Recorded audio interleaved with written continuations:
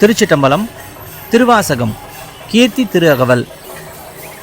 மெய்காட்டிட்டு வேண்டுரு கொண்டு தக்கான் ஒருவனாகிய தன்மையும் ஓரி ஊரில் உகந்து இனிது அருளி பாரிரும் பாலகனாகிய பரிசும் பாண்டூர் தன்னில் ஈண்ட இருந்தும். இதன் பொருள், படைகளின் உண்மையை காட்டச் செய்து அதற்கு வேண்டிய வடிவம் கொண்டு மேன்மையுடைய ஒருவனாய் தோன்றிய தன்மையும் ஓரியூரில் இனிதாக எழுந்தருளி பூமியில் பிறவா பெருமையுடைய குழந்தையாகிய தன்மையும் பாண்டூரில் மிக இருந்தும். திருச்சிட்டம்பலம்.